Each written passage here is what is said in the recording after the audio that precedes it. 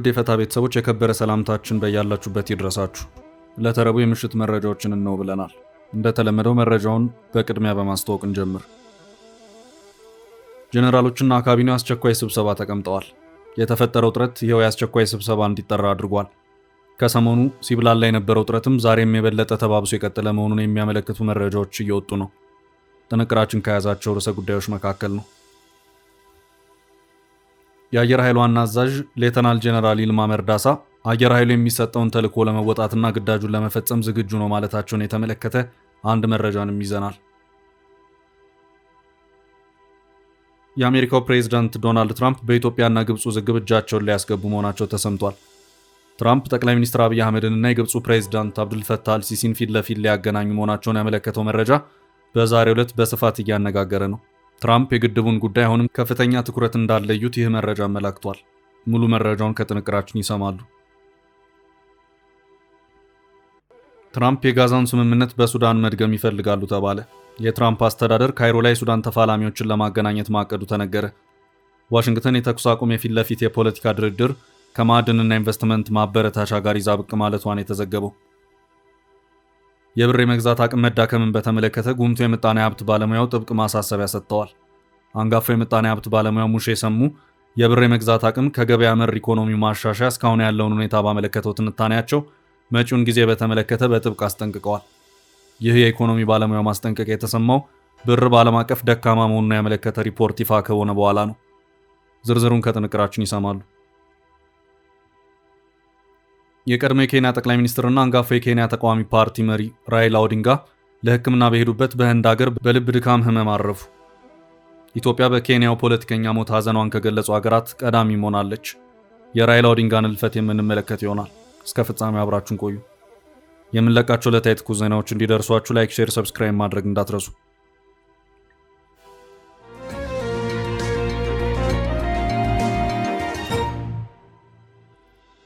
የካቢኔውና የጄኔራሎቹ አስቸኳይ ስብሰባ።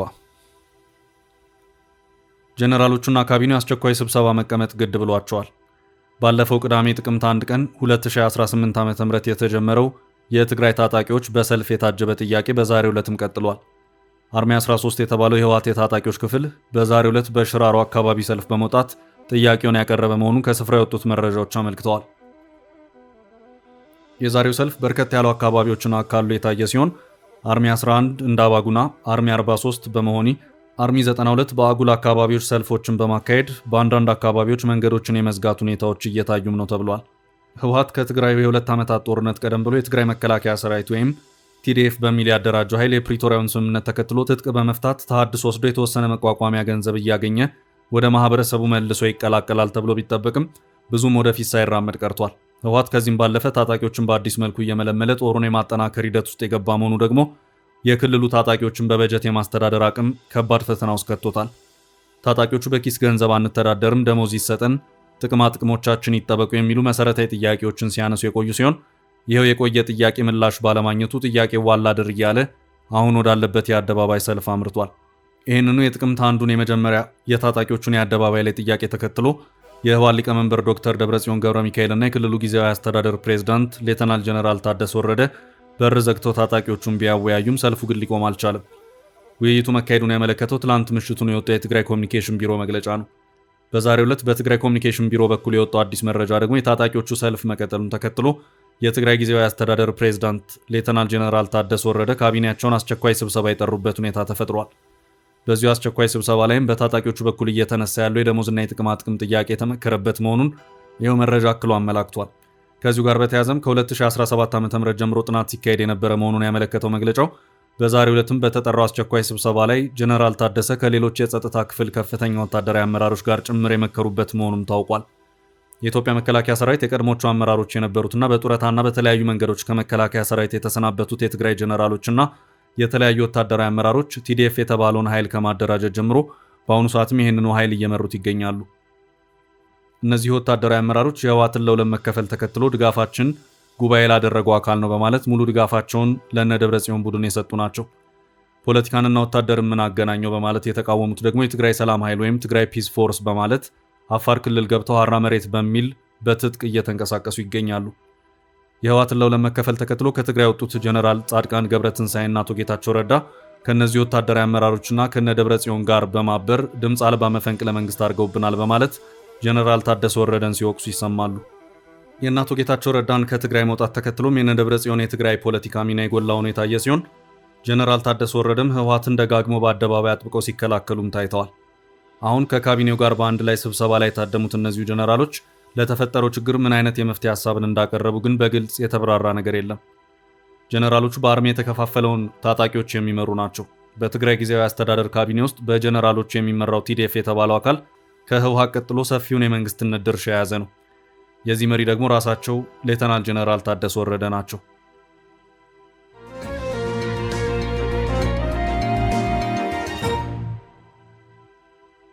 ወደ ቀጣይ መረጃ አለፍን። አየር ኃይሉ ዝግጁ ነው። አዛዡ የአየር ኃይሉ ዋና አዛዥ ሌተናል ጀነራል ይልማ መርዳሳ አየር ኃይሉ የሚሰጠውን ተልዕኮ ለመወጣትና ግዳጁን ለመፈጸም ዝግጁ ነው ሲሉ አስታወቁ። የሚሰጠንን ግዳጅ ለመፈጸም በከፍተኛ የዝግጅት አቋም ላይ ነን ያሉት ሌተናል ጀነራል ይልማ መርዳሳ ንግግሩን የሚያደረጉት ለአየር ኦፕሬሽን በግዳጅ አፈጻጸማቸው ከፍተኛ አስተዋጽኦ ላበረከቱ ክፍሎች የእውቅናና የምስጋና መርሃ ግብር በተሰጠበት ፕሮግራም ላይ መሆኑን ታውቋል። አየር ኃይል በአጭር ጊዜ ባከናወናቸው የለውጥ ስራዎች አስደናቂ ስኬቶችን አስመዝግበዋል ያሉት ዋና አዛዡ ይህም የአመራሩና የአባላቱ የጋራ ስራ ውጤት በመሆኑ ልትኮሩ ይገባል ሲሉም አስታውቀዋል። የፌዴራል አየር ኃይል ምክትል አዛዥ የአየር ኦፕሬሽን ብርጋዴር ጀነራል ተስፋዬ ለገሰ በበኩላቸው ክፍሉ የሀገራችንን የአየር ክልል በንቃት በመጠበቅ የተቋሙ የውጊያ ዝግጁነትን እያረጋገጠ ይገኛል ሲሉም አስታውቀዋል።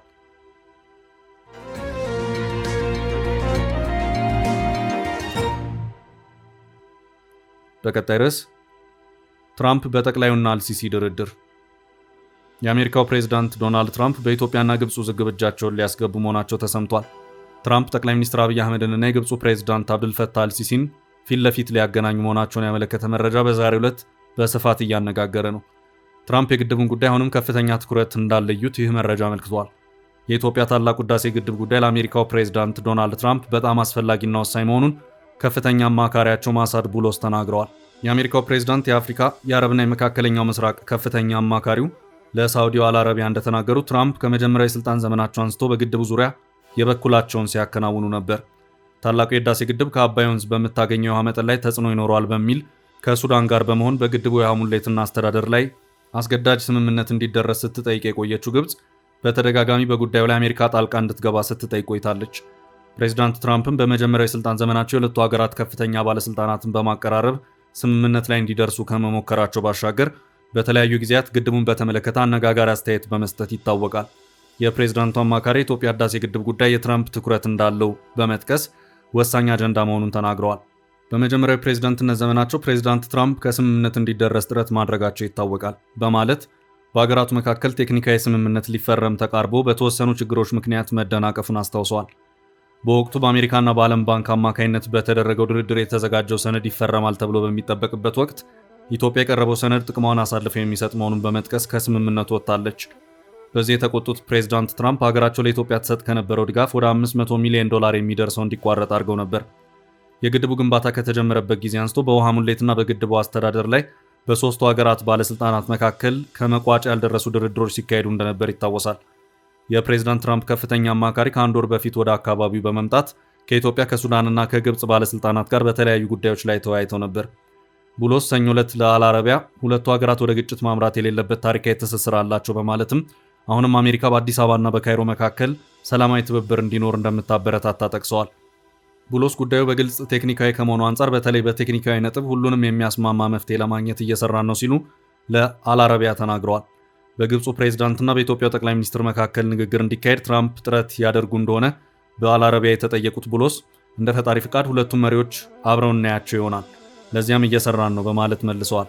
ጨምሮም እንዲህ አይነቱ ግንኙነት በአፍሪካ ማዕቀፍ ምናልባትም ከአፍሪካ ህብረት ጋር በሚዛመዱ ዝግጅቶች ላይ ሊካሄድ ይችላል በማለት አሜሪካ ቀውሱን በሰላማዊ መንገድ ለመፍታት የሚደረጉ ማንኛውንም ጥረቶች እንደምትደግፍ ገልጸዋል።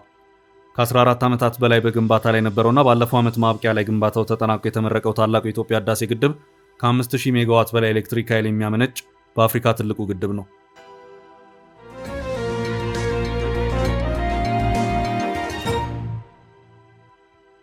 በቀጣይ ርዕስ ትራምፕ የጋዛውን ስምምነት በሱዳን መድገም ይፈልጋሉ ተባለ። ካይሮ ላይ ሱዳኖችን ለማነጋገር አቅደዋል። የትራምፕ አስተዳደር ካይሮ ላይ የሱዳን ተፋላሚዎችን ለማገናኘት ማቀዱ ተነገረ። ዋሽንግተን የተኩስ አቁም የፊት ለፊት የፖለቲካ ድርድር ከማዕድንና ኢንቨስትመንት ማበረታቻ ጋር ይዛ ብቅ ማለቷን የተዘገበው ፕሬዚዳንት ትራምፕ በሳምንቱ ለጋዛ ተኩስ አቁም መምጣት ትልቁን ድርሻ የወሰዱ ሲሆን ይህንን ድላቸውን የሱዳኑን ጦርነት በማስቆምም መድገም እንደሚፈልጉ ነው የተገለጸው። የአፍሪካ ኢንተለጀንስ እና ሌሎች ሚዲያዎች ባሰሙት ዘገባ አሜሪካ ሁለቱ የሱዳን ተፋላሚ ኃይሎች መሪዎች አብድል ፈታህ አልቡርሃንና መሐመድ ሐምዳን ዳጋሎን ካርቱም ላይ ለማገናኘት አቅዳለች። ዝርዝሩ ባይገለጽም የትራምፕ አዲስ የንግግር ሐሳብ ዲፕሎማሲን ከኢኮኖሚ ጥቅሞችና እድሎች ጋር ያያያዘ ነው ተብሏል። ጉዳዩ በግብፅና ሱዳን ሚዲያዎች ሽፋን የተሰጠው ሲሆን የትራምፕ ሐሳብ ሰላምና ትርፍ የሚል አገላለጽ የተሰጠው ሆኗል።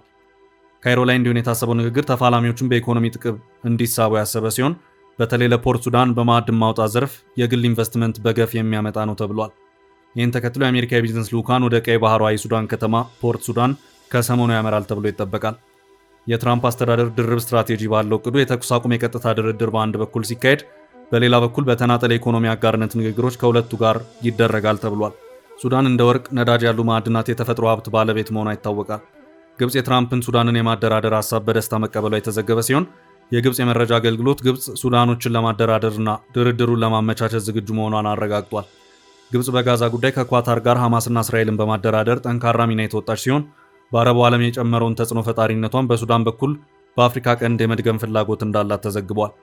ሱዳኖች ለትራምፕ የሰላም ንግግር ሐሳብ ክፍት ቢሆኑም ከድርድር ጋር ስለተያያዘ የኢኮኖሚ ድል ግን ጥርጣሬ እንዳላቸው መግለጻቸው ተዘግቧል። ትራምፕ በምን መልኩና ምን ለሱዳን ጦርና ፈጥኖ ደራሽ ኃይሎችን የኢንቨስትመንትና ኢኮኖሚ ድል አማራጭ እንደሚያቀርቡ ግን ግልጽ አይደለም።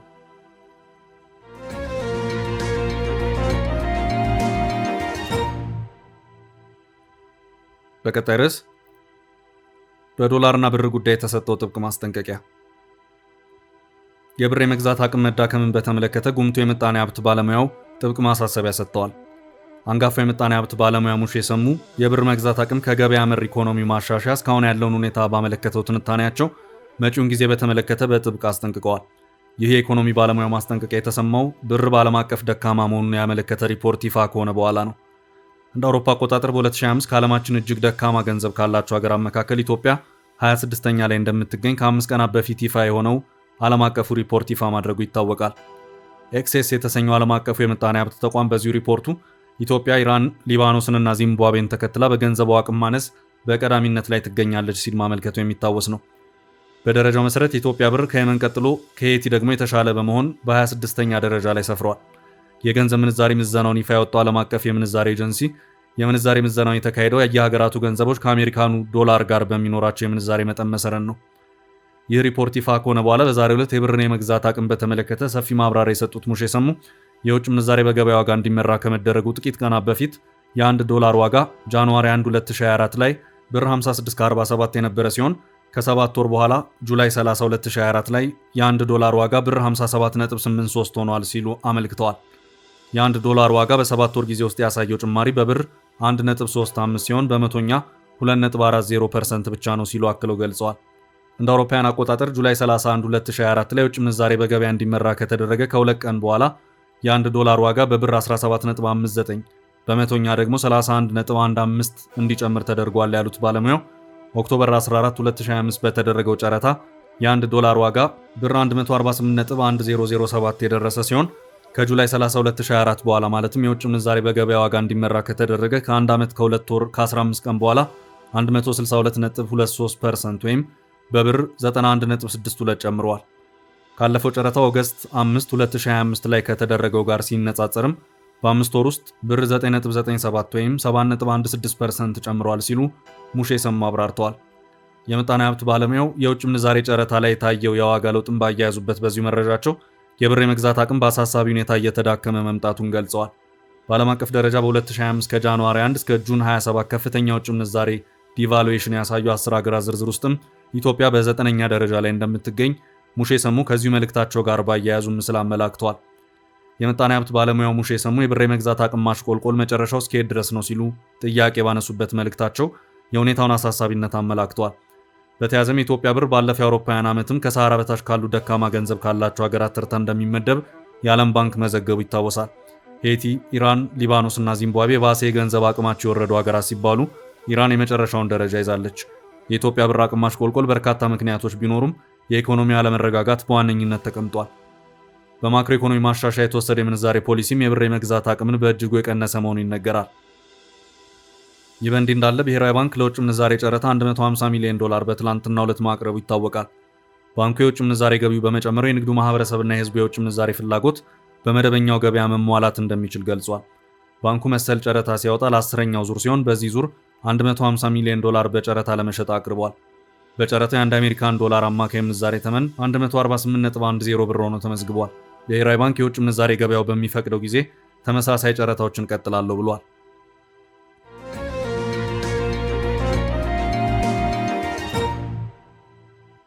በቀጣይ ርዕስ የራይላ ኦዲንጋ ህልፈት። የቀድሞ የኬንያ ጠቅላይ ሚኒስትርና አንጋፋ የኬንያ ተቃዋሚ ፓርቲ መሪ ራይላ ኦዲንጋ ለሕክምና በሄዱበት በህንድ ሀገር በልብ ድካም ህመም አረፉ። የ80 ዓመት ኦዲንጋ በህንድ በሕክምና ላይ ሆነው ከእህታቸው ከልጃቸውና ከግል ሐኪማቸው ጋር በእግር እየሄዱ ድንገት ተዝለፍልፈው ከወደቁ በኋላ ሆስፒታል ገብተው ማረፋቸው ነው የተነገረው። ራይላ ኦዲንጋ ወደ ሆስፒታል እንደደረሱ መሞታቸው መረጋገጡን የህንድ ፖሊስን ጠቅሶ የፈረንሳይ ዜና አገልግሎት ኤኤፍፒ ዘግቧል።